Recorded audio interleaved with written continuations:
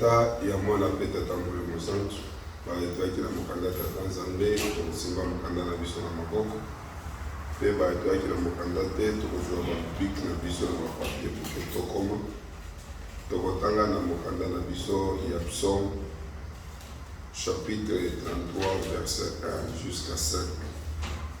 Psaume 33 1 jusqu'à 5. Ce qui tozui tokotanga na komba tata ya mwana pe tata Molimo Santu. Juste réjouissez-vous à l'Éternel. La louange siège aux hommes droits. Célébrez l'Éternel avec la harpe, célébrez-les sur les luttes à 10 accords. Chantez-lui un cantique nouveau. Faites retentir vos instruments et vos voix, car la parole de l'Éternel est droite, et toutes ses œuvres s'accomplissent avec fidélité. Il aime la justice et la droiture. La bonté de l'Éternel remplit la terre. Au nom du Père et du Fils et du Saint-Esprit. Il y a Deutéronome 5, 1 jusqu'à 21. Ce qui t'ozui, t'otanga na komomisa tu yabo. Moïse convoqua tout Israël et leur dit: écoutez, Israël, les lois et les ordonnances que je vous fais entendre aujourd'hui. Apprenez-les et mettez-les soigneusement en pratique. L'Éternel notre Dieu a traité avec nous une alliance à Horeb. Ce n'est pas avec nos pères que l'Éternel notre Dieu, ce n'est pas que l'Éternel a traité cette alliance, c'est avec nous qui sommes ici aujourd'hui, tous vivants. L'Éternel vous parlera face à face sur la montagne du milieu du feu. Je me tiens alors entre l'Éternel et vous, pour vous annoncer la parole de l'Éternel, car vous aviez peur du feu, et vous ne mentez point sur les montagnes. Il dit: je suis l'Éternel ton Dieu qui t'ai fait sortir du pays d'Égypte, de la maison de servitude. Tu n'auras point d'autre Dieu devant ma face. Tu ne te feras pas d'image taillée, des représentations quelconques des choses qui sont en haut dans les cieux, qui sont en bas sur la terre et qui sont dans les eaux plus bas que la terre. Tu ne te prosterneras point devant elles et tu ne les serviras point. Car moi, l'Éternel ton Dieu, je suis un Dieu jaloux, qui punit l'iniquité des pères sur les enfants, jusqu'à la 3e et à la 4e génération de ceux qui me haïssent, et qui fait miséricorde jusqu'à 1000e génération à ceux qui m'aiment et qui gardent mes commandements. Tu ne prendras point le nom de l'Éternel ton Dieu en vain, car l'Éternel ne laissera point impuni celui qui prendra son nom en vain. Observe les jours du repos pour les sanctifier, comme l'Éternel ton Dieu te l'a ordonné. Tu travailleras 6 jours et tu feras tout ton ouvrage. Mais le 7e jour est le jour du repos de l'Éternel ton Dieu.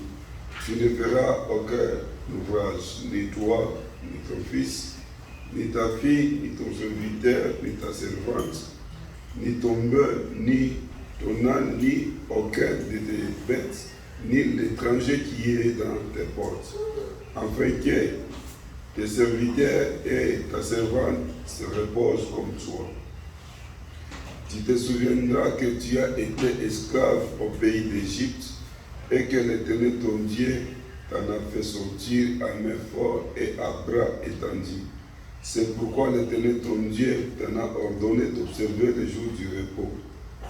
Honore ton père et ta mère, comme l'Éternel ton Dieu te l'a ordonné, afin que tes jours se prolongent et que tu sois heureux dans le pays que l'Éternel ton Dieu te donne.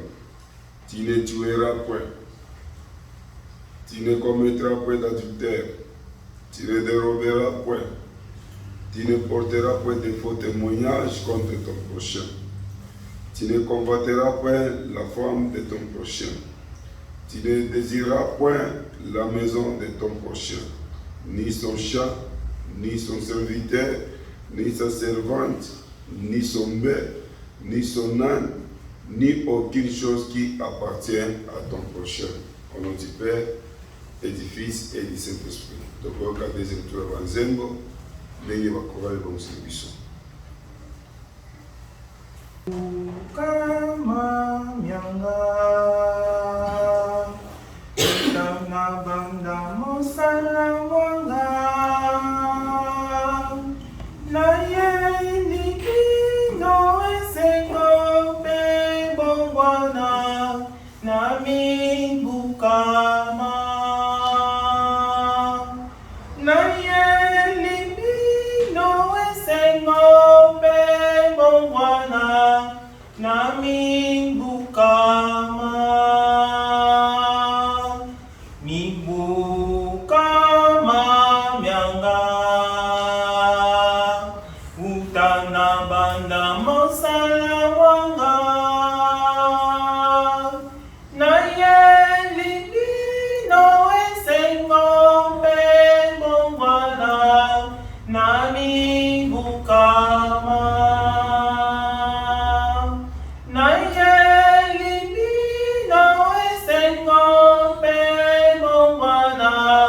Nami bukama, mi bukama mianga, utana banda mosala wanga, na yeli no esengo pe bongwana, nami bukama.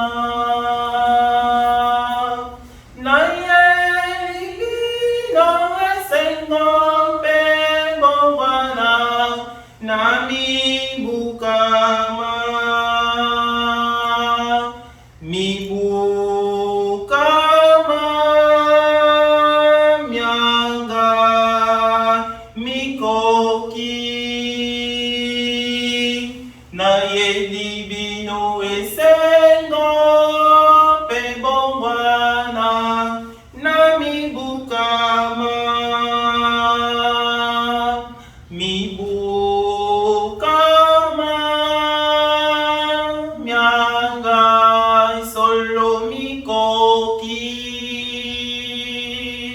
na yeli bino esengo pe bongwana, nami bukama,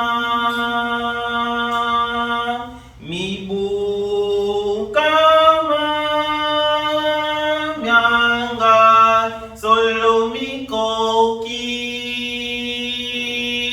na yeli bino esengo pe bongwana, nami bukama, bandi mi bose pela, elonga emonani, lokito loyokana, omokili, nami bukama, bandi mi bose pela, elonga emonani, lokito loyokana, omokili, nami bukama, mi bukama mianga solo mikoki,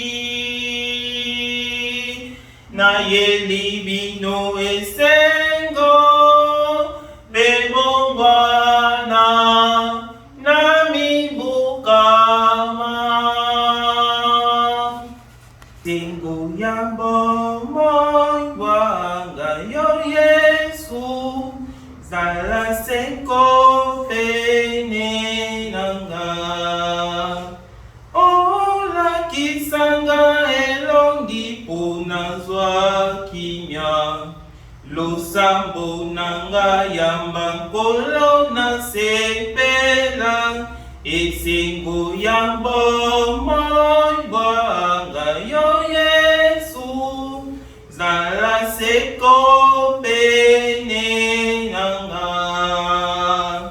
Ola kisanga elongi puna zwa kimya, Lusambo nanga yamba nkolo na sepela, esengo yambo moi bwanga yo Yesu, zala seko pene nanga. Ola kisanga elongi puna zwa kimya, Lusambo nanga yamba nkolo na sepela, yaka enkola yaka, umela pene nangai, beta lokole nkolo, tosangana biso baso, yaka enkola yaka, umela pene nangai, beta lokole nkolo, tosangana biso baso, sangisa bandimi bayo tolingana biso baso, na bolingo ya solo ezanga bokabwani, basoto embela aleluya, sangisa bandimi bayo tolingana biso baso, na bolingo ya solo ezanga bokabwani, basoto embela aleluya, yaka enkola yaka,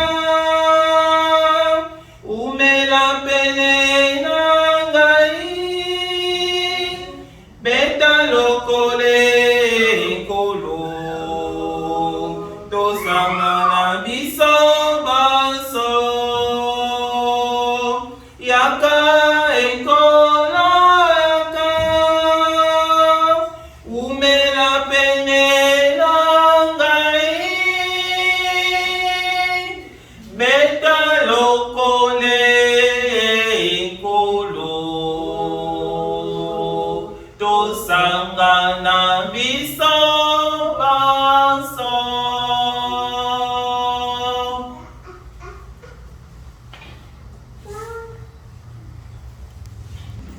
Na kompa tata ya mwana pe tata Molimo Santu, tokomi na ngonga na biso oyo topesaka tata Nzambe ba problème oyo toza nango, ba problème na kati na lingomba, ba problème na kati na mokili. Nango wana etape wana tolekisaka ngo na bato misatu oyo bakenda korepresente biso liboso ya tata Nzambe.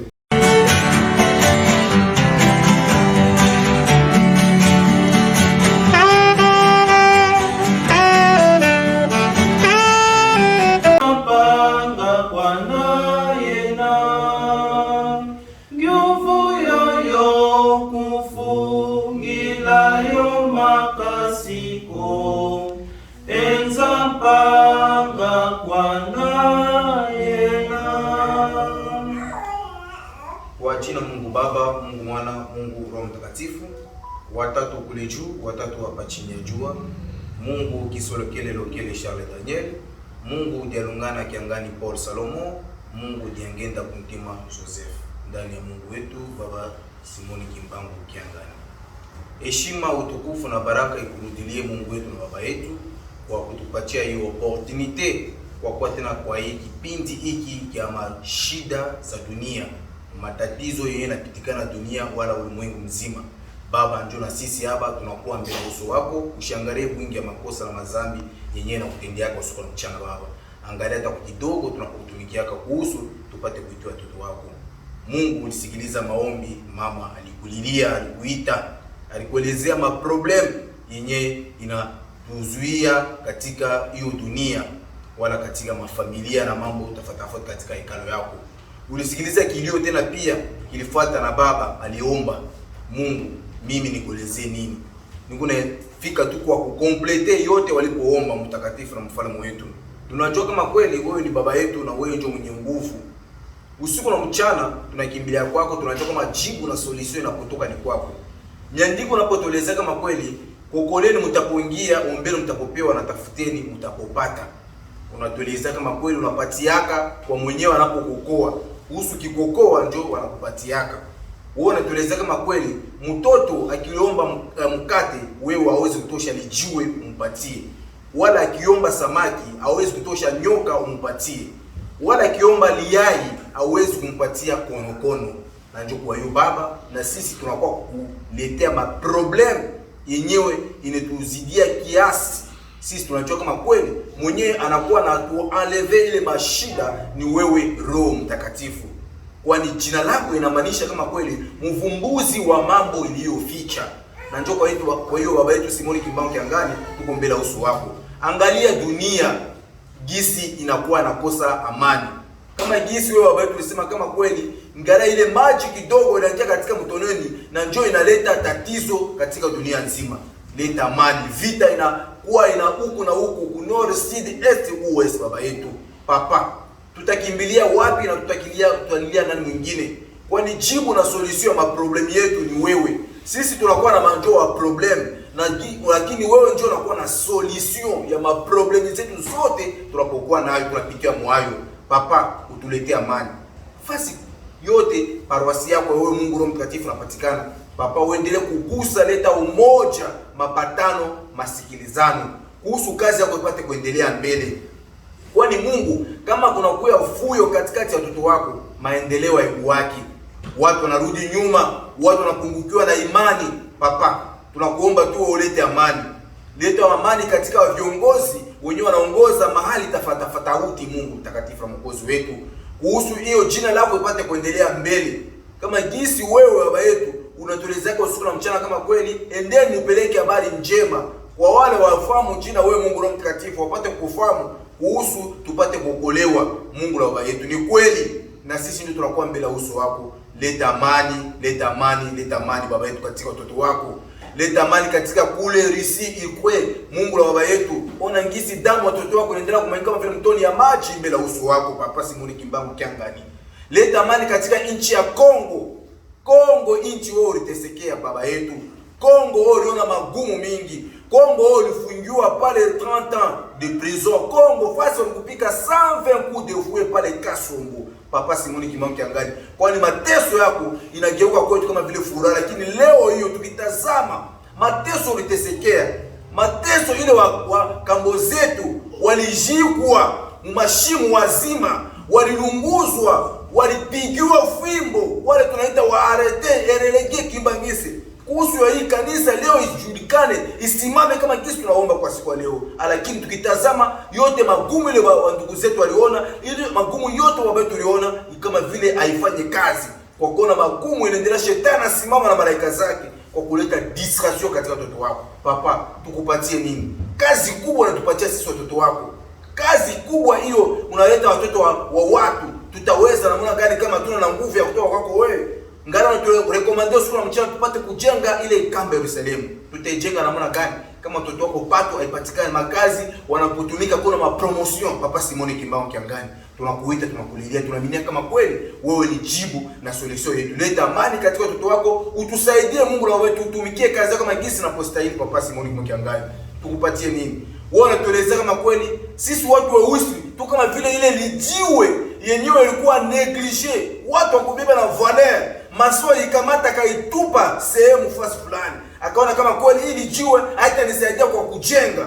Lakini wakati maswali pojenga nyumba yake, Alifika niveau moja akakosa majiwe yenyewe kujenga nayo. Akatumikisha tena ile lijua iliyotupa akaikamata. Akasema niweze kuweka hata kukue kuhusu na hata kusaidia. Na ikasaidiwa kuhusu ya majengo ya nyumba. Baba, ni kama vile sisi watu wausi leo hiyo tunajulikana.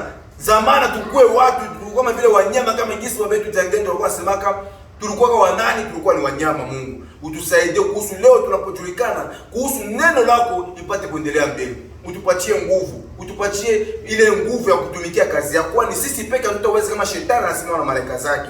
Mungu wa huruma, Mungu wa upendo, tukupatie tukutolee nini. Tunaenda kwa ajili watu wafungwa katika gerezani, wewe upate kuwa jiji wao, upate kuwa avoka wao, upate kuwa Mungu ule mwenyewe wa kuwasambia. Wengine waligusiwa, walikamatiwa bila sababu yoyote, walisingiziwa mambo tu mabaya wakawakamata. Mungu wasaidie, watoe katika kifungo, watashukuru jina lako la kulinua.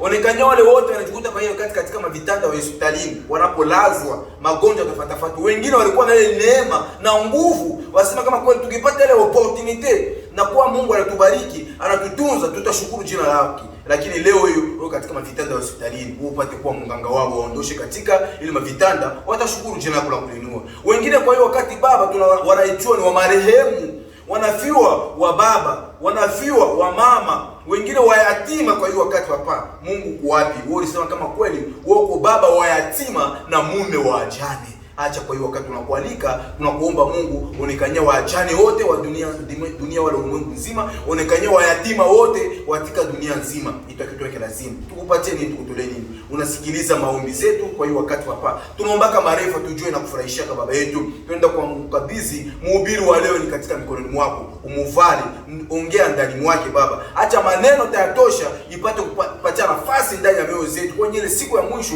sisi tufurahie, tupate kuitoa watoto wako. Haya machache tunaomba, acha ibarikiwe na itukuzwe kuwezo majina matatu matakatifu. Kwa jina Mungu Baba, Mungu Mwana na Mungu Roho Mtakatifu tunaomba kwa wakati wote, muda wote, milele pia na milele. Amen. Na komba tata ya mwana peta kamele musanzu. Kwa Mungu biso. Oyo papa tia kana mama tia kwa biso kwa liboso. Oyo kozwa hapo. Ngoto kusenga papa tia kwa bale kana liboso bale kisa itakuana.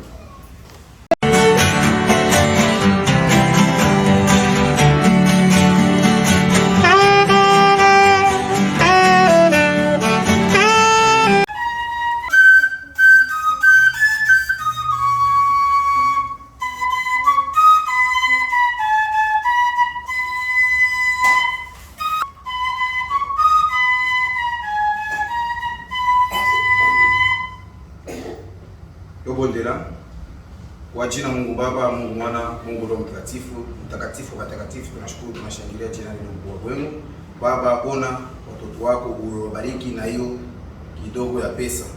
Ona ngisi gani baba yetu na mfano wangu, upate kubariki mahali uliotoka, mfuko uliotoka ilipungukiwa. Mungu na baba yetu, ubariki kwa wale walikotoa na ubariki na sisi wengine tukutoa baba yetu na mtakatifu wetu. Kwani wiki kesho kikuja tena tutatoa katika sanduku takatifu. Acha Baba bariki hiyo sadaka yako, ipate kufanya kazi katika hekalu yako. Tukupatie tuone nini, upate kupokea sadaka magisi ulipokea sadaka kaka yetu Adeli, itoe kitu kemake lazima. Heshima na baraka ikuhudhurie kwa jina Mungu Baba, Mungu Mwana na Mungu Roho Mtakatifu. Amen. Ya mwana peta kamwe musanzu. Baito ya kisima tubandaki na mukanda na biso ya loembo ya Bayuda, Psaume de David. Tangaki Psaume 33, 1 jusqu'à 5. Tolekaki na mukanda na biso ya mibale. Zalaki mukanda ya Papa Moïse, Deutéronome 5, 1 jusqu'à 21. Sikasikawa tukozwa lisusu mukanda na biso na mapoko. Tokotala na kati ya mukanda na biso ya disciple Matthieu 8, tokobanda na verset 23 jusqu'à 27. Matthieu 8, 23 jusqu'à 27. Soki tozwi tokotanga na kombatata ya mwana pe tata Molimo Sanzu. Il monta dans la barque et ses disciples le suivaient. Et voici, il s'éleva sur la mer une si grande tempête que la barque était couverte par le flot. Et lui, il dormait. Les disciples s'étant approchés, le réveilla et dira, Seigneur, sauve-nous, nous périssons. Il leur dit, pourquoi avez-vous peur, gens de paix, de la foi? Alors il s'éleva, menaçant le vent et la mer. Le vent et la mer. Et il y eut une grande calme. Ces hommes furent saisis d'étonnement. Quel est celui-ci, disait-il, à qui obéissent même le vent et la mer?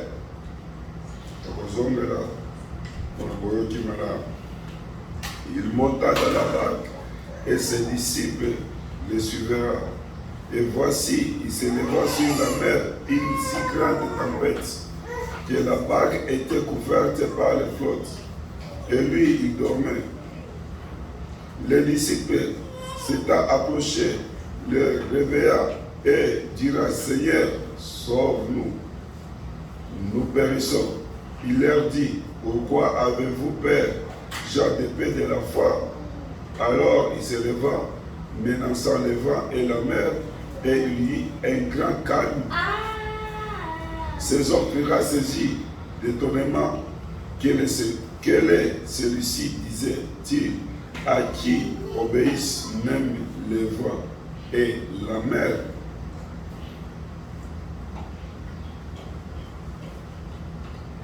Kobatata, mwana petata molomosa tobonde. Zambe na biso, Zambe ya mawa, Zambe ya likolo papasi mokima. Ya solo biso bana na yo, tozala biso nyonso, toye koluka présence na yo, toye koluka bile ya molimo oyo kosalisa biso na mokolo ya suka moke tobona. Kasi nayebi bien na ngonga oyo, nde Satan ayaka na badistraction. Na makambo ndenge na ndenge na kati ya mito na biso ayaka koziba mato na biso po ke toyoka liloba na yo te. Papa, tozali kosenga towola biso Satan katikati na biso, pesa biso oyo totelemi liboso ya basava na yo, liboso ya baintellectuel na yo, liboso ya bato ya mine na ndenge na ndenge. Pesa biso mpe mayele makasi na yo po ke oyo tokoloba na kati ya mokanda oyo euti epai ya biso te, kasi euti epai ya yo. Nayebi bien kotanga ezali facile, kasi koyalela maloba ezali difficile. Pamba te kuna bakomaki mokanda oyo ngai nyonso nazalaki te, kasi na ngolu yo moko tata Simoki Mbangu Molimo Santu tozali kobelela yo ya katikati na biso. Utilize ngai lokola instrument na yo simple. Mai nyonso bakobima na kati na moloko na ngai ezala ya ngai te, kasi ezala ya yo. Monoko ezala ya ngai, kasi liloba ezala ya yo na komba tata ya mwana pe tata Molimo Santu. Amen. Papa, mama Kimbangiste, lokola bopensa na lingomba na biso, biso nyonso toyebi lingomba na biso euta wapi. Lingomba na biso ezali lingomba tata Molimo Santu. Tootaki nango na likolo.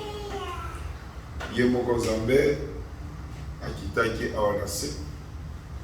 Aponi mpe biso ba-ange na ye katikati ya ba-ange oyo baza likolo. Amonaki elamu ete biso mpe tokita awa na se, toye kopesa ye maboko po ke lingomba na ye etongama awa na se. Arekipere mpe ba-ange mosusu oyo Satan asi azwa yango mpe asi abongisa bango depuis kala. Koya lingomba tata Molimo Santu na kati ya mokili, ndenge kuna na lola ye moko Nzambe na biso azalaka makasi, afandaka na ba-ange na ye bazali koyembela ye, nde azwaki biso awa na se biso mpe tobanda koyembela ye na mokolo na mikolo nyonso oyo azali awa na se na biso na kati ya mokili. Na kati na lingomba na biso Nzambe apesaka biso ba inspiration ya banzembo. Banzembo tozwaka mingi ezalaka kokumisa tata Nzambe, mingi ezalaka papa zango na mokili, mingi ezali ya ndenge na ndenge. Mais Nzambe akaboli biso banzembo wana na bakoral différent apesi biso. Na kopesa biso banzembo wana Nzambe amonaki ete mwana na ye moko akota na koral mpona koyembela ye.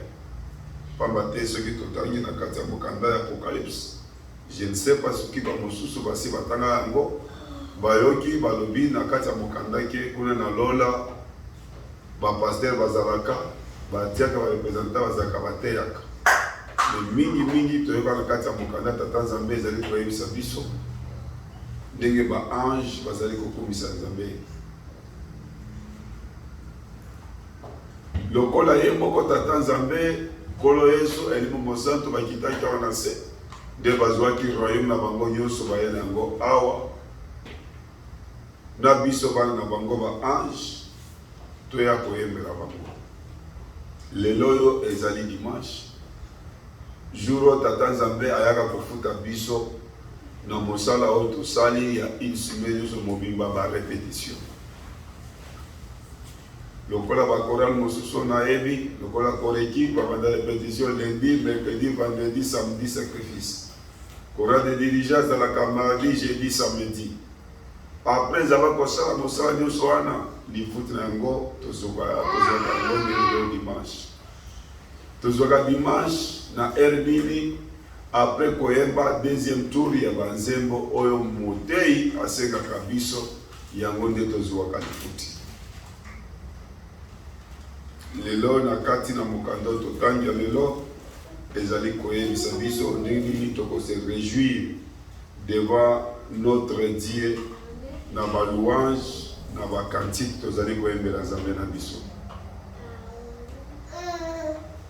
Na kati ya maloba oyo ube na kati ya mokanda tokotuna na biso nyonso ndenge nini lelo biso toyembeli tata Nzambe après avoir kosala répétition na biso ya une semaine.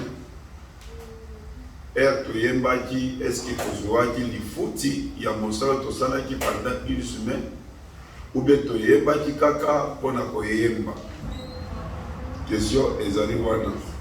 Pamba te Bible ezali koyebisa biso toyembela tata Nzambe nzembo ya sika. Soki totali l'église na biso banzembo ezali kosokwama butu mpe moi ya sika ya kala tozali koyemba. Soki balobi toyembela tata Nzambe nzembo ya sika, ce n'est pas dire que oyo kaka ba inspirateur ba inspiraki yango lobi ou semaine de tokoyemba. Non, ata ya kala wana mbe toyembelaki yango tata Nzambe ndenge nini. Toyembelaki yango tata Nzambe na bolingo mibeko mpe misala ou bien toyembaki yango kaka mpona koyemba pamba te balobi ke tokoyemba. Pamba te na se na mokili oyo mutu na mutu azali na mission na ye. Mingi toyebaka te. Répartition ya ba ange kuna likolo ezalaka différent. Mais tango biso tozali kuna, tango biso tozalaki kuna, par exemple tozinga papa Yoshua na moni ke na Choral de Koreki ou bien des enfants qui bangiste bazangi basiste moko. Na ke pa tata Nzambe kobonde tata Nzambe. Omoni a niveau na ya Koreki Lubumbashi bazangi basiste moko oyo akopesa bango deuxième basse ya likolo ou bien peut-être deuxième basse oyo bayimbaka na se. Nzambe atuninga siko omoni na liya papa tata Nzambe na ngina kita na kende kosala ya musala wana atali na bafamille nyonso atali amoni akomisa kitse na famille tel akisinga kuna na botami na kati ya mokili. Mais kokola na nga na bandi kokola na bozali mission ou bien engagement tosali na tata Nzambe mpona koyembela ye. Par contre Nzambe apesaki biso mingongo ya bien ya koyembela ye ya kokumisa ye. Mais tala lolenge biso tozali koyembela Nzambe na biso, tala lolenge tozali kokumisa Nzambe na biso. Bayebi biso toyembela ye nzembo ya sika. Zembo ya sikawana ezali wa ba-inspirateur lobi te kasata ya kala ndenge toyebi yango na bolingo na mibeko na misala nani tose tenir devant notre Dieu soki tozali koyemba toyebi bien ke tozali koyembela nzambe na biso tozali koyembela mokonzi ya bakonzi me ndenge nini biso tobandaki koyemba pe biso ba misusu tozali na bavo koyembela tata nzambe bavo tozali kogarde yango mpona nini tokoyembela yango mokolo nini yango tata nzambe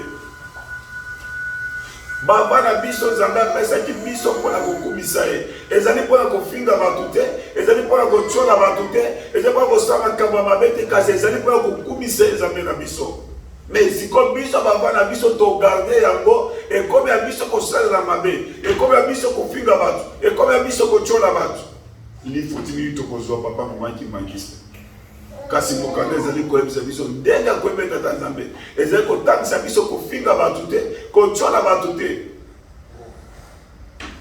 yo moyembi ngai moyembi toyembelaki nzambe ndenge nini bakoro na biso totiaka na kati ya baposhe na biso etikaka ya bakombo soi disant ke ngai naza mwana koleki mwana jeteki mwana dirigant mwana boto tiaka na kati ya baposhe ya biso tia ya kombo ou bien ya uniforme kaka tolati noyau de la jeunesse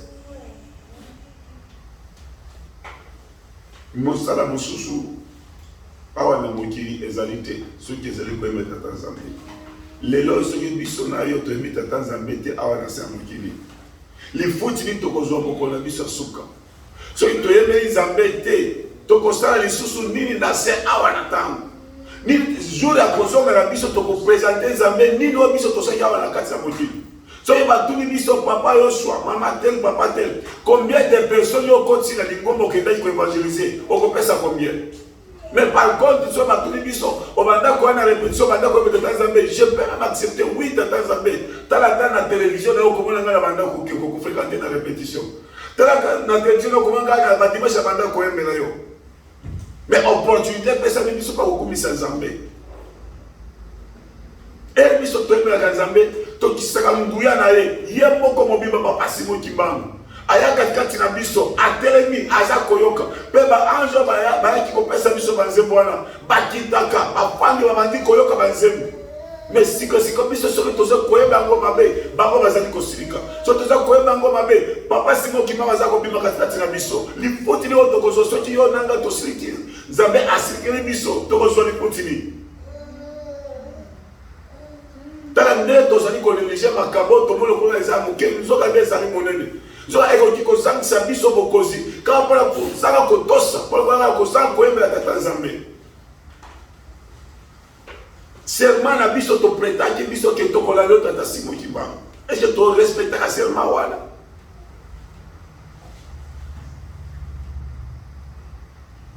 nayebi te soki kora de dirigeant ou bien koki baza kopesa biso dalingi yo Kimbangu tolanda ndeni tosalaki serment na kati ya nzembo wana papa oyo nzembo nalingi yo Kimbangu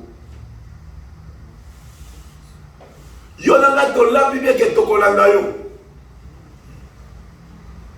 yo nanga tolapi bien ke tomoni ete ezali ezali ya solo mais mpona koyembela sikoyo ezali ndenge nini pesa biso nzembo souri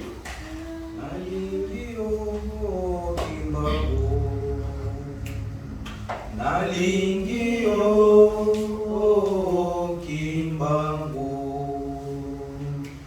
tozali koprete serment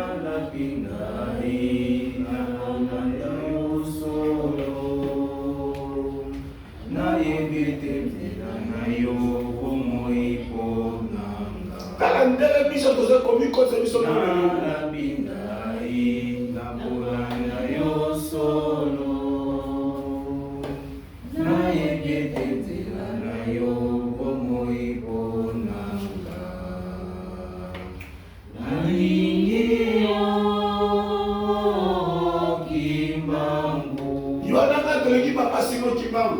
kasi tozali koyembela ete bakopesaki biso totiama na baposhi bakorona tosangazaki esi toyembelaka nzambe toboyi koyembelaka nzambe toboyi kokumisa nzambe na biso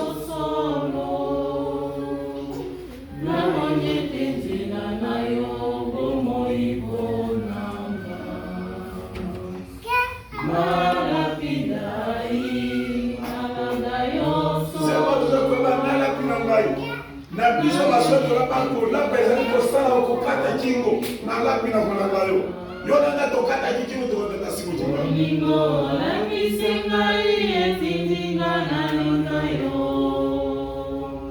monene ya bolingo na yo eleke linga etindinga na linga yo na zimeli yo bolingo tata zambala chibiso a choisir biso kouta likolo toyaka ye naye awa na se mpona koyembela kokumisa ye ete lelo tozali kosala mosala tosangajaki mosala oyo biso tozwaki ke biso tokosala na yo boye ngana kokokela yo wena kosala boye ete tosalaka yango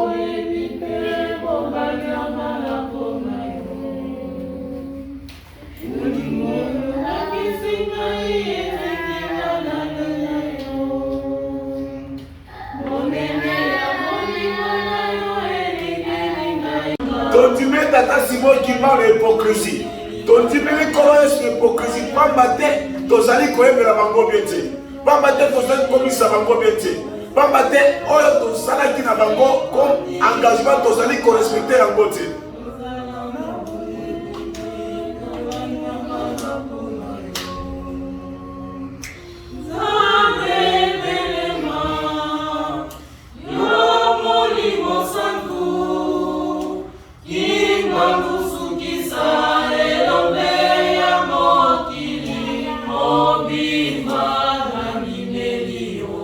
Tata Nzambe akobelema akoya kobundela biso mais soki tozali kobenga ye mabe soki tozali koyembela ye mabe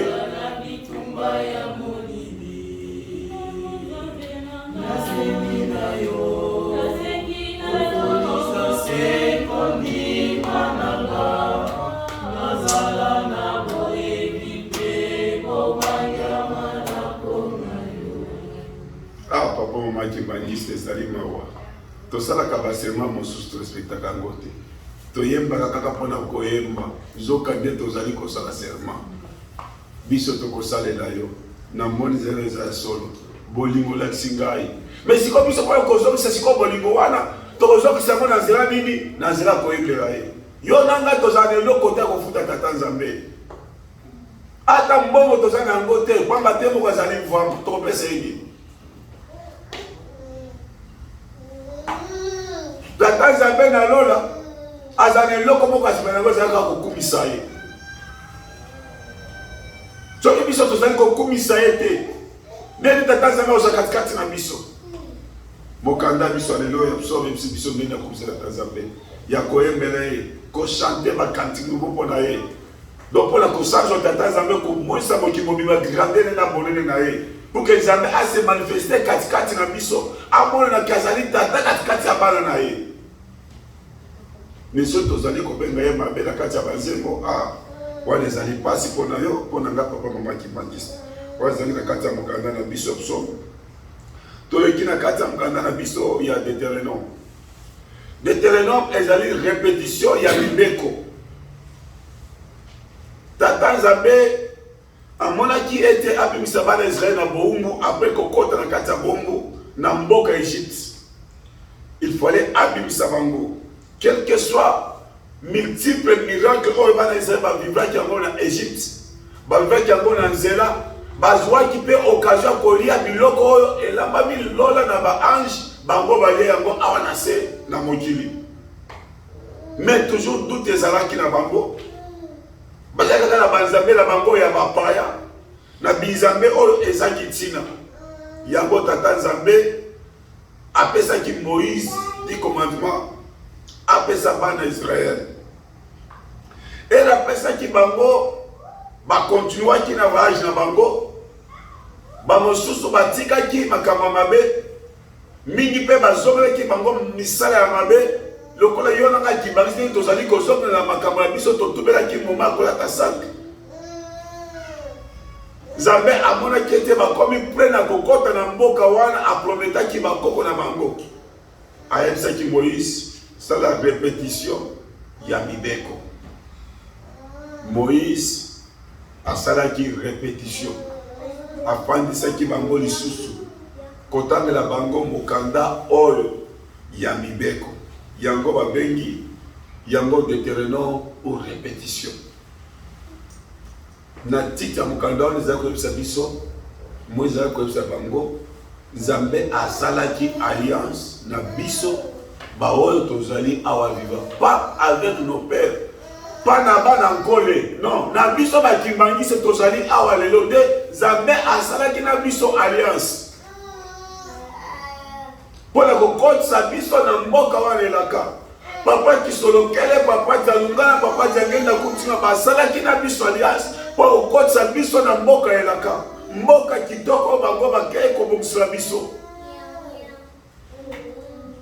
Mais avant biso na ngai na yo tokota na mboka wana abesi biso encore répétition to revoir esika nini biso tokoyelaki pour que tolamuka to se prépare tokota na mboka wana. Moïse atangaki lisusu di commandement nyonso wana, apandisaki bapapa bamama bana mike ayebisi bango, rappelez-vous, souvenez-vous, tozalaki baungu na Egypte. Mais nangolo tata Nzambe abimisaki biso. Lelo oyo tokolobela mingi te na mokanda ya mibeko pamba te batei mingi basi batei biso. Basi bapesi biso ba exemple ya ndenge na ndenge. Lelo tokozongela mibeko ya lingomba. Ndenge nini lingomba ezali kofonctionner, ndenge nini lingomba ezali na mibeko ya solo tokoki kotosa mibeko nyonso ya papa Moïse oyo apesaki bana Israel. Kasi soki totosi mibeko ya lingomba te tokoki kozanga bokonzi ya lola. Mibeko ya lingomba yonanga papa mama Kimbangisi toyebi yango très bien, batangelaka biso très bien. Eza na Kimbangisi ata moko te akoloba teke nga nayebi mibeko ya lingomba te.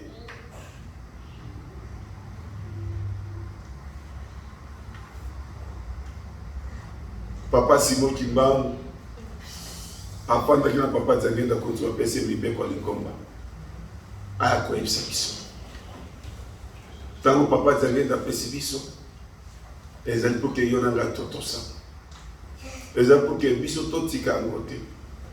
Bayebisi biso Kimbangisi akotaka na esika esantu te na sapato, mais yo nanga totosaka te. Toyaka na sapato na biso tokuti basi bayimbi to bayimbi zemba liboso yo okoti na sapato na yo awa na poto ekolomolango. Tozali kotosa be tozali kotosa te. Esika oyo ezali esika tozali kobenga tata Nzambe. Ezali esika oyo mama apesi biso libonda ya ebambeli. Zemba bato nyonso eleli me yo longoli sapato. Soko lomolango libanda kuna okokufa. Papa Jean Chrétien azali témoin. Na papa Kaino ayebi bi azali na Lubumbashi. Na commune maire Lubumbashi zaka clôturé. Okokota te na sapato na yo na clôture. Ozali libanda wana ezali boulevard munene eza mito eza koleka. Mito ka ebele, mais vous êtes obligé de traverser terrasse. Olonga la sapato na yo esika wana basiré bazali pour que okota na terrain. Mais les lois biso ba Kimbangisi lokola to comme États-Unis, makolo na biso inataka lisusu mabele te tokomi mobeko wana. Tokotaka ti awa na sapato. Ezali mawa. Ezali pasi. Baiti biso Kimbangisi akotaka ndako ya Nzambe na retard te. Totala yo nanga engagement to saki serment. Ndenge toyokaki na tata Nzambe biso tobanda okota église na yo tokotaki yango nini na batei na biso bandimi biso nyonso na kati ya masuku. Tala tozali koya eske elemba liboso papa Simon Kimbangu akotaka na kati ya église kopesa bana na ye ntango cloche ya mibale elelaka akotaka aye kozwa présence ange de présence aye kozwa présence eske akutaka biso na kati elemba wana biso tozwaka yango. Tala ndenge biso tozali koboma mobeko Nzambe apesaki biso.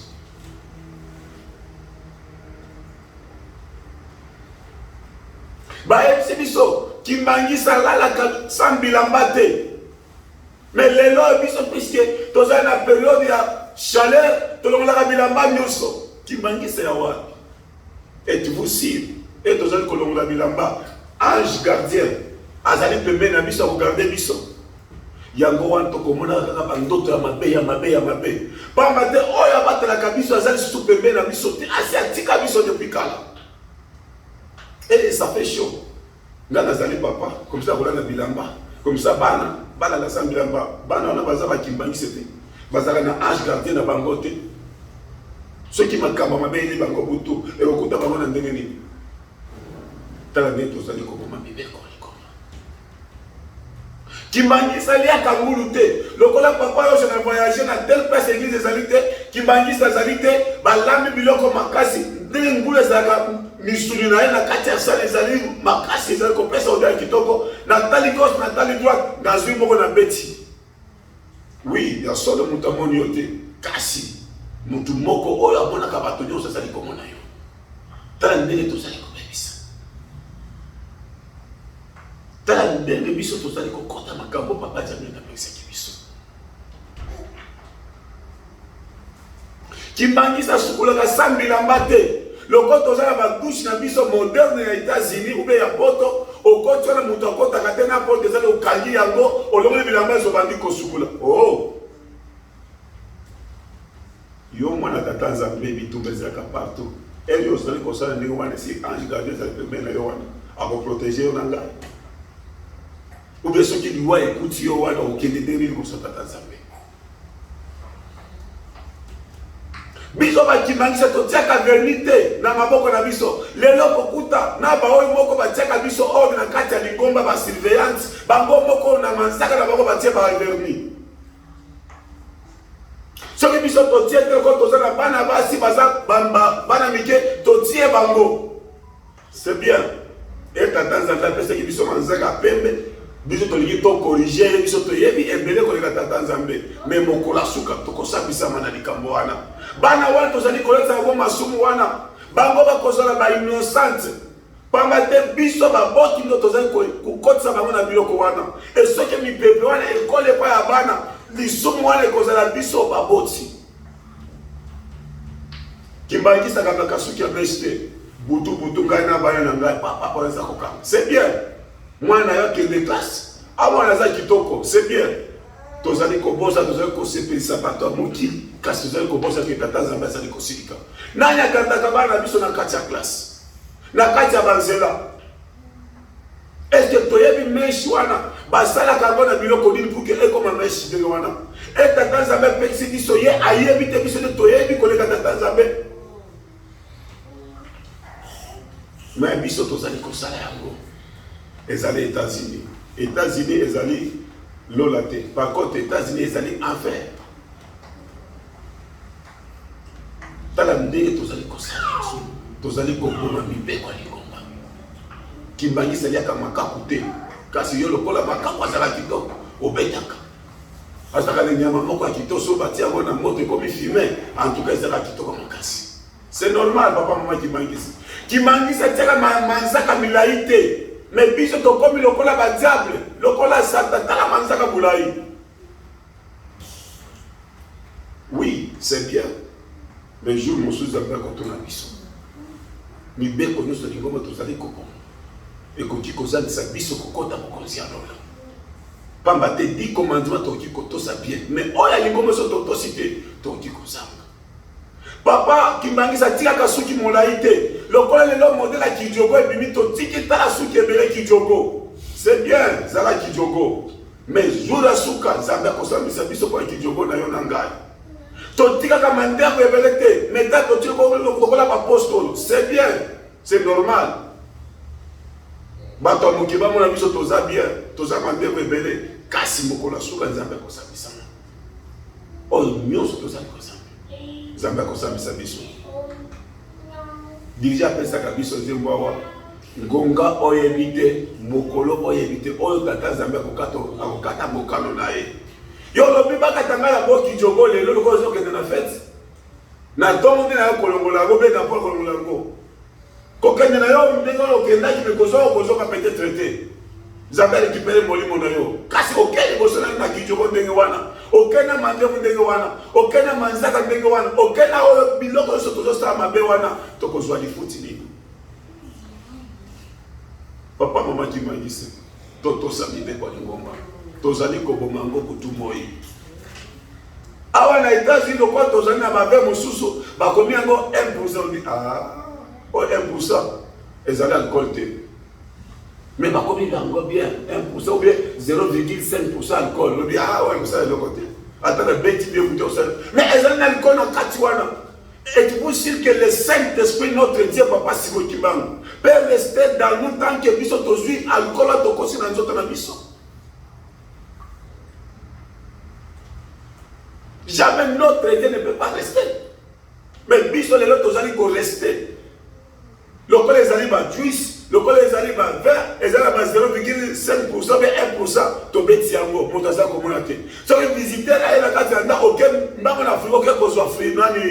Secret aucun copain ça est mais vers le bombi en gros bien on sait ah papa dit que bêta au pays ça ma capacité les gens disent que 0,5% les gens ma capacité Saint-Esprit a conquis cause na bisoté ceux qui biloko néo ça kati na biso ya ngo tozali ko perdre makambo ebe biso ka kimanis pour voir le tozali ko perdre ko na biloko mike ok na fait autant les gosses autant les droites mutazate au jouer whisky bar au Betty.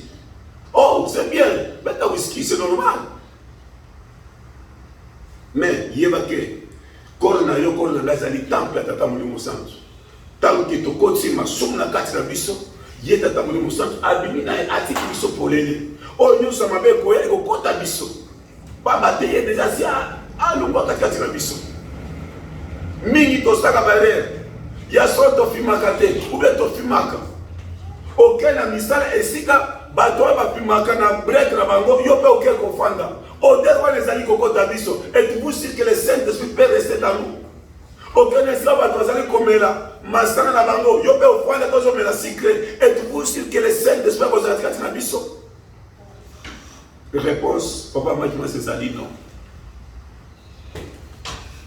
talande tozali ko mama bibe ko Zambé na biso papa Zambé da pesa ki biso tokwana.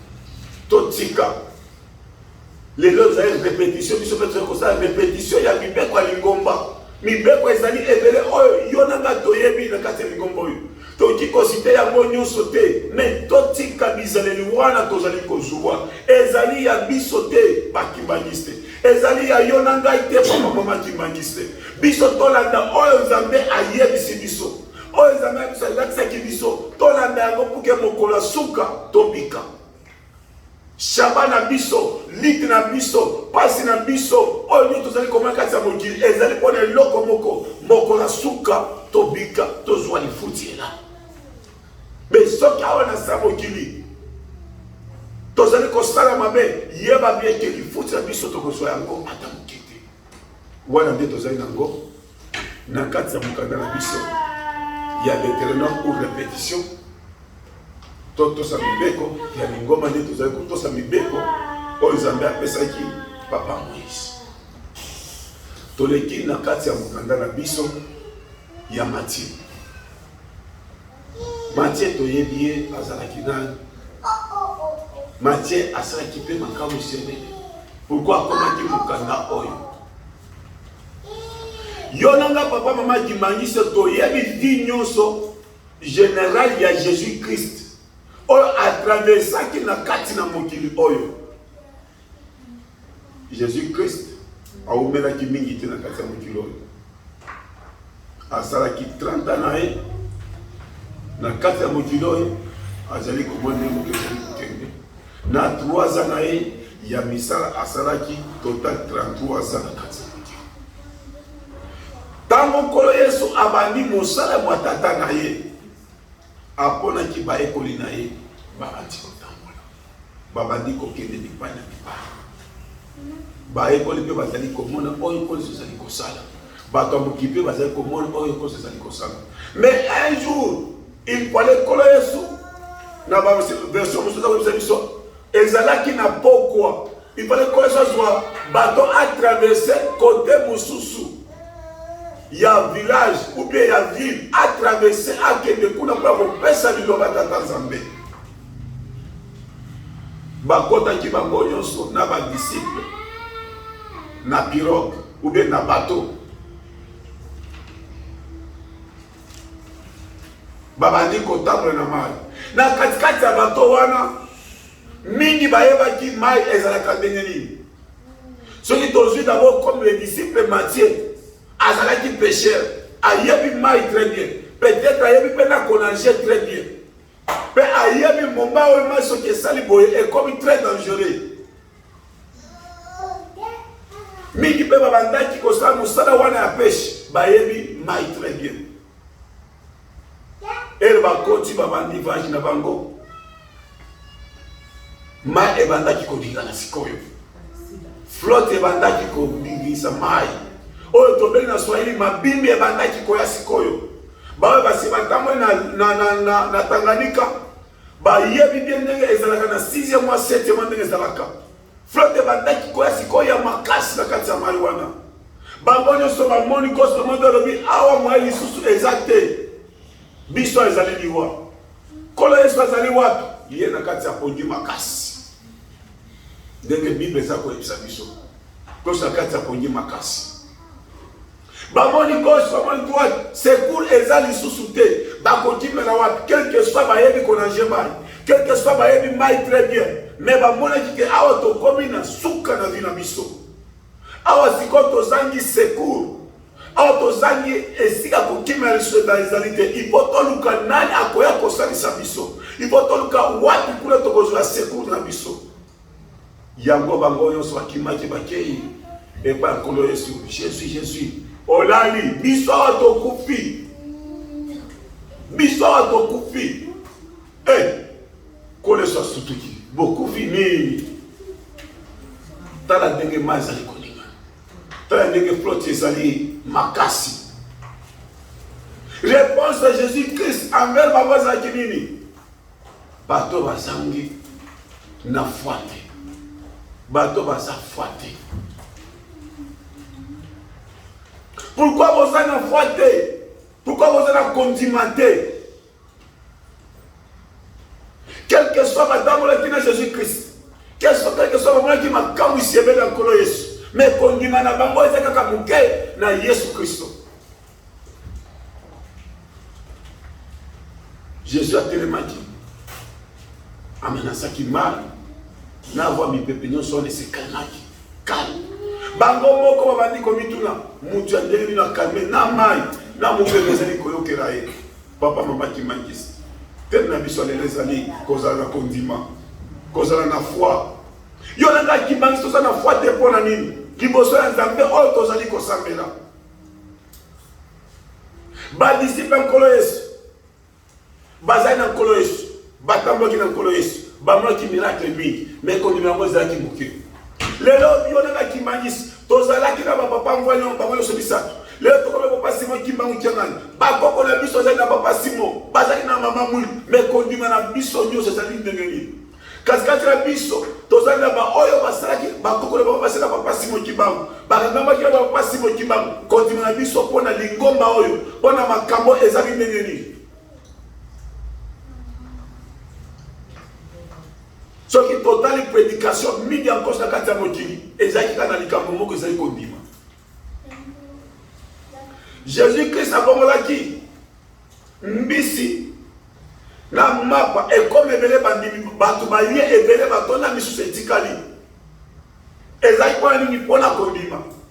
Pierre atambolaki likolo ya mai loko ezali na kondima te akoyaki abandi kozimba kokota na se na mai pona ni kondima na ezalaki moke. Bato bandaki koya koyebisa nkolo Yesu loba kaka liloba moko ndeko na ngai akobika nini kondima. Siko biso kondima na biso saka ndenge nini. Lelo touti ko clôturer centenaire lingoma na biso. Lingoma tata molimo santo. To fetaki centenaire papa Kisoloke. To fetaki centenaire papa Tsalunga. To fete centenaire papa Tengenda Kutima. Lelo to clôturer centenaire lingoma na biso. Kondima na biso ezali ndenge nini. Le 6 avril 1921, bato ba monaki makamu isebele. Combien de personnes va dire qui papa Simon Kimbangu? Combien de personnes papa Simon Kimbangu a bikisa Kimbangu? Combien de paralytiques papa Simon Kimbangu a bikisa Kimbangu? Des milliers des aveugles, combien de personnes? Est-ce que tu les condiments à Bango, et Zala qui les a quittés? Ceux qui m'ont posé la condiment, ma famille, oh, et l'andissima, et Zali n'est pour la condiment à ma campagne combat. Après centenaire, nous sommes mis à Tosali, condiment à Bisso Zali Néni, Peba centenaire, nous sommes mis à Tosali, et même les Bisso Nini. Ceux qui ont la condimenté. C'est-à-dire que nous sommes tous allés côté. Pas battre contre Manabiso et Zali Bouquet. Tolingi tombe na makamu sa tata Zambé, mais on a condimenté. Si on Zambé coupe ça, après tiens makamu si nemi. Zambé pesa biso eloko, tous allés condimenté. Zambé coupe ça biso eloko nezo tous allés condimenté. Ce qui pierre à la condiment. Alibaki anyata marijuana. Mais attaque ou clivité, il y a clivité, a commencé à Jésus-Christ, ça s'applique pour pas m'aider à la paix Yaka. Mais le point là, il a conduit mon moquet, il y a pas de temps. Ma discipline sur le bailleur qui est mon temps aux alliés d'ailleurs, des embêtés, mon temps qui est là qui maille. Aïe, il maille très bien. Quand les gamins de Yangomo est mis, mais comment ça n'a conduit, mais il maille, il m'a collé la tête. Mais le col là-bas, il a quitté. Le papa m'a dit qu'il moquait, il y a un peu de temps qu'on a usé la carte à Bondi, bis tout ça dit qu'on fait. Bis le tout ça papa Simon qui m'a dit le plateau est billetté, tout ça qu'on soit le col à mouche. Attends que qu'on attend même si ma caméra pour ça le côté, vie ça qu'on changer donc on doit se ça moquer. Tout ça soit le col à mouche, mais tout est billetté qui a salina. Ce qui nous amène il y a pesa biso miso, il y a ba ange de miso Nicolas tout le monde papa Simon qui m'a salina.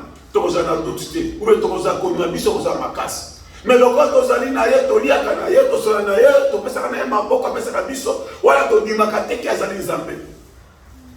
Lelo to clôturer 100 ans. Et le meli biso nini. Kondima na biso ezali ndenge nini. Yo nanga papa mama ki mangiste. Biso ba ki mangiste. Tozali ba petit dieu. Ce qui li kambote ye ndenge nini biso to bondeli. Zambé pesa ka biso réponse. Mais ce qu'on demande à biso ezali moqué, Zambé ko pesa ka biso réponse. Mingi to yebi histoire. Dès que la messe avait été maman moko ya kina mwana. Le col qu'on demande à bango ezali moqué, papa Simon qui m'a récité mwana wana. Pe mwana wana ye sukozo na kokufa. Pona nini ko ndima ba kotsa bango ezali mi na kati ya lingombo to bandi kokota na habitude na kende kaka aïe lingombo na bisa bato mwini na kende ta ko défiler mais tozali koyeba te tozali kokota le kati ya lingombo pona nini tozali kolanda nini kondima na biso na kati ya lingombo ezali nini pe kondima na biso e porter biso nini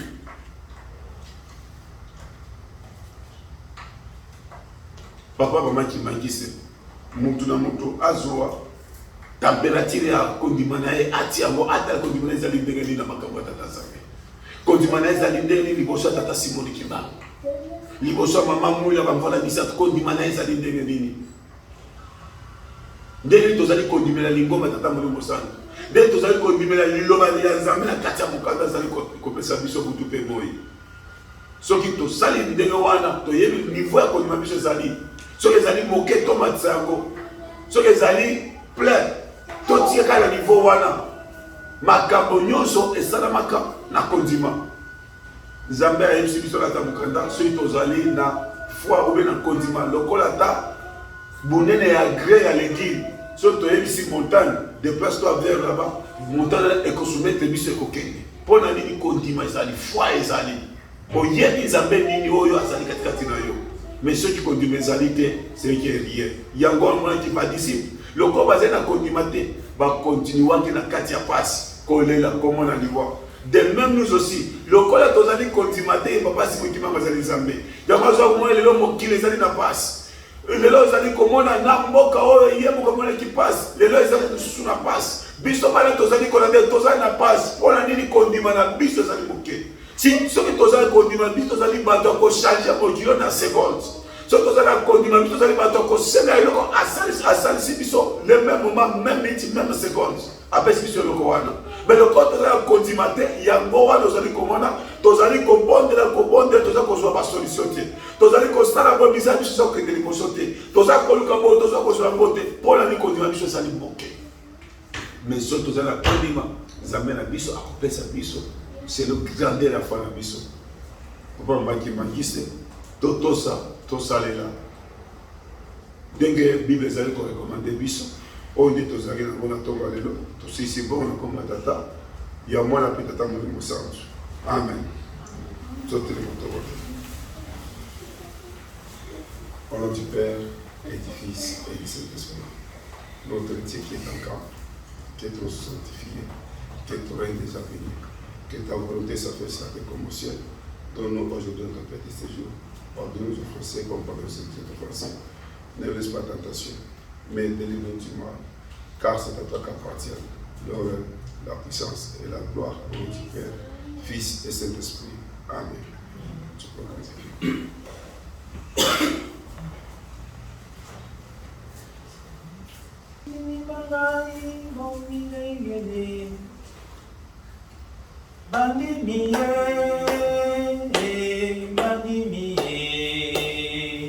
Bandimi banga imbo milengele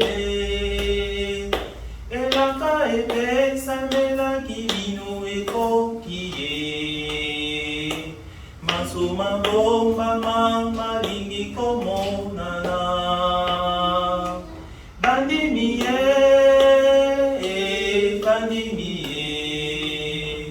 bandimi banga imbo milengele elaka epesa mela kibino ekokie masoma bomba mama lingi komonana bisengo biye pasipeye bokona tena nini boko bikela miso madino matoi madino bobele mayelende mazangi dino bana banga miso madino matoi madino bobele mayelende mazangi dino bana banga bisengo biye pasipeye bombona tela nini boko bikela miso madino matoi madino bobele mayelende mazangi dino bana banga miso madino matoi madino bobele mayelende mazangi dino bana banga.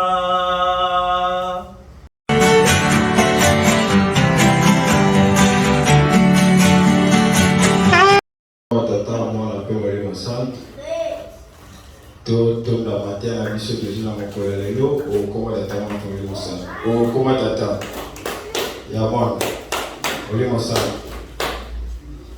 Kimbangiste oye oye Kimbangiste oye oye Kimbangiste oye oye oye oye Espoir du monde Église universelle. Kamba oye oye Kamba oye oye Kamba oye oye oye oye Yerusalemu yapa ndikunanga tata zambi fumu isu yetata mwana lela tata simo kibaonkemani oye oye tata simo kibaonkemani oye oye tata simo kibaonkemani oye oye oye oye tata simo kimbangu kyangani mwana wolinga de kafeka yekaka mama oye oye mama oye oye mama oye oye oye oye soutien de l'église batata oye Batata oye. Oye. Batata oye. Oye. Oye. Oye. Fondation de l'Église. Texas oye. Texas oye. Texas oye. Bana, papa, Simon, Kimaru, Yanani, Molimo, Résolution ye. Oye. Résolution ye. Oye. Résolution ye. Oye. Oye. Oye. Résolution Ezolisi Lingomba Mandela Yasengo. Au combat d'attente à Pemoli Mossad, dimanche à dimanche le 10 avril 2022, mon tate biso ya azali responsable ya paroisse na biso, papa diaka Yoshua Mokuna, ya atami biso mikana misatu, abanaki na biso na Puissance 33 de 1 à 5, ayaki bozwa na mokanda ya Deutéronome 5, 1 à 21. Puis ayaki bozwa susu mokanda ya suka na Matthieu 8 de 23 à 27. Atei matea na ye bande batisuka tolandi yango ezalaki vraiment matea moko malamu mpona biso bandimi bapasi mokibango ya bapasi mokibango kemani na États-Unis to na mboka oyo tozali ya Texas, Dallas. Na yango teme ya lelo ezalaki la foi eloko ya kobakisa mingi ezali te mpona commentaire mateya bambuta ntango bakoleka bakopesa commentaire mpona mateya. Na yango soki eloko moko tokoki kobakisa ezali kaka na version oyo elobelaka mpe mingi foi na biso bato to bandimi totanga na Hébreu 11. Na Hébreu 11 tokoki kotanga na ebandeli ntina suka verset suka ntina 40 tokoki kotanga na Hébreu 11 bandeli ntina suka to na place oyo tosengi kosuka pamba te version ezali kolobela foi ya motu na te ndeti na ebandeli na yango elobi biso elakisi biso foi et une ferme assurance. Donc ndenge bamisusu tolobaka foi ezali la foi et la détermination. Donc la kondima ezali na assurance mingi na bavi na biso. Na yango oyo tikali bamuta bakoleka mpona kopesa commentaire na ntina ya mateya. Na yango toleki na biso na bakomunike mpe na kopesa mimbote kimbangiso ye na bakomunike lolenge ezali bomesano ya lingomba na biso tobandaka bongo na barekomandation ya mokonzi ya bule papa Simon Kimbangu Kiangani. Papa Simon Kimbangu Kiangani ye apesi na biso bandimi na ye ya mokili mobimba mabondeli ya bangonga, mabondeli ya ntongo, mabondeli ya soirée mpe mabondeli ya babeko tosalelaka yango ezali na ntina makasi pamba te libondeli ezali monduki ya mondimi. Na yango na bikateli oyo ezali na nkamba toyebi biso nyonso topesaka $10 ya papa. Babikateli mosusu bambuta bakoya bakopesa yango to bamessage mosusu bambuta bakoya bakoleka bakopesa yango. Centenaire oye! Centenaire esilaki bongo kozala clôturé le 6 avril.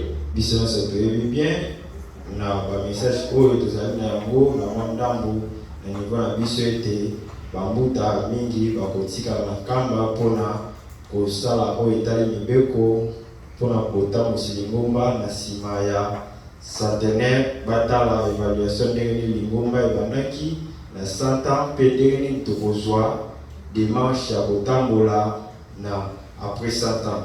Na yango biso nyonso bandimi matoi na biso ezala na nkamba mpo toyeba nini oyo bambuta bakobimisa elongo na papa Simon Kimbangu Kiangani. Kimbangiso ye na yango toleki na bakomunike oyo ya États-Unis. Na bakomunike ya États-Unis tozali obie na komunike moko oyo ekomemi biso awa. Na yango tokotanga yango lolenge ekomami okoma tata mwana mpe molimo centre communiqué pour l'Afrique et l'Amérique. 1. Mbongo ya élévateur de Collège Sankamba na mois d'avril. 3. Topesa Elembo na route de la passion Tosomba Traxonnaise. 4. Tous allés dans la préparation, il y a le 27 avril. Communiqué signé Maman Présidente Janine Lissika. Il y a Afrique Amérique. Communiqué signé et pas la Maman Janine Lissika. Il y a Zali Bongo Présidente, il y a Afrique Amérique. Il y a Maman détail de sous Boki Bozoabo, na ba groupe na bino, o bozaka na WhatsApp pour communiquer. Il y a un autre qui n'a biso na communiquer na biso, o ya paroisse na biso. Texas ye. Oui. Na paroisse na biso, nous allons communiquer militaire. Nous allons bosser na profiter la salle na biso, puis tu fais sa contribution sociale. Puis nous allons kateli o esengameli biso, tu fais sa contribution pour la carburant, mazut, au demande papa Saki pour les États-Unis mobile. Mais au awa muta na biso bakata kito ko pesa $20 pour la mondini moko na moko. Donc c'est la peba na biso ndenge ba muta balobaki. Mais au ba communiquer mususu auto bosani ba muta ba koleka pour la pesa ya bo. Donc kina biso ko pesa bote to seki na faki au ko bo mama pona kopesa biso to kolekisa biso na étape oyo ya kopesa limbote. Kimbangiso ye bajunior ye tosengi na bajunior na biso boka kotelema po to kopesa bino mbote. Junior stand.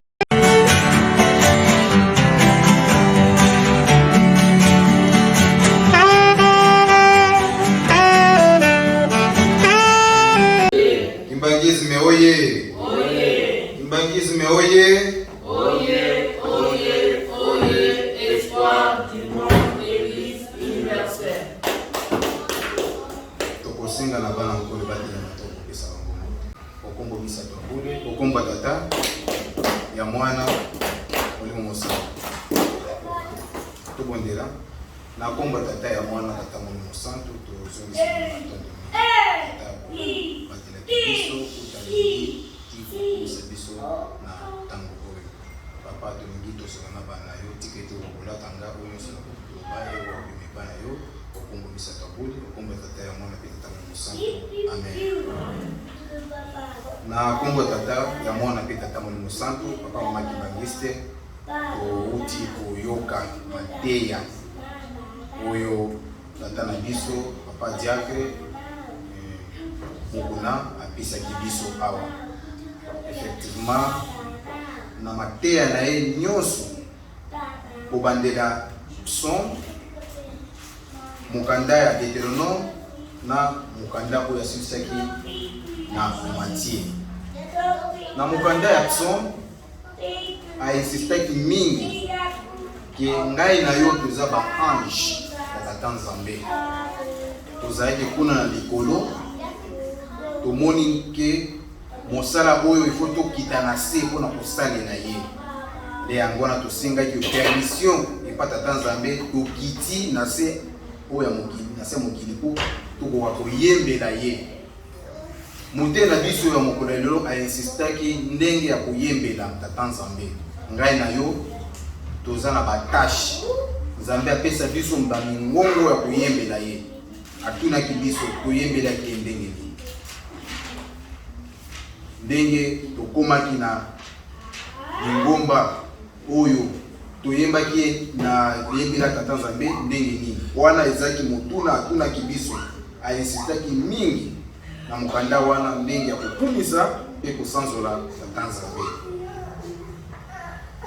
Toleki na mokanda oyo ya Deutéronome ainsistaki mingi récapitulation ou bien répétition ya mibeko zomi. Azwaki mibeko réellement lelo azaki mwa bref na ba mibeko oyo ya lingomba tozalaka na yango awa. O mibeko batika o bapesa biso epa papa na biso papa si Dangenda atikela biso mibeko wana. Papa mama Kimbangiste ya solo o mibeko ya lingomba tosalaka ba négligence to zwaka ngona valeur te. Na ba mibeko nyonso oyo atangelaki biso eza ba mibeko babike muke ezalaka ou bien ya munene ezalaka pe. nyonso eza kaka mbeko. Ou bien balobaka lisumu ya moke ou bien lisumu ya moke ya munene ekoki ko séparer te nyonso eza kaka lisumu. Aza ko insister pe a insister ki mingi to simba mibeko wana ekoki kozangisa biso kokota na nkembo ya Tata Nzambe. Ezaka mibeko mosusu omoni yango eske oyo penza ekoki kozala lisumu. Eza lisumu. Toko zwa mobeko pezma toko insister yango mpona kokota na lingomba ya Tata Nzambe. A insister ki apesa ki moi exemple. Précisément na wiki koloba na Lubumbashi. Soki déjà tokota na terrain ya biso ya église. Sapato tolongola yango libanda. Mais mpona problème wana réellement so tokomi yango totali yango awa na Amerika. Biso nyonso tokotaka na sapato na biso na kati. Tozolongola ba sapato awa na kati. Toza koloba ke libanda eza ya basoto ba salité o corona. Toza ko éviter mais tobosa na te. Au différent de mande ko sa Congo, ezaki na ba poussière, ba mwa potopoto moi muto alongoli sapato na ba société tonda na banani, ba salité ou bien. Mais à côté kana nani na paroisse Imbangiste.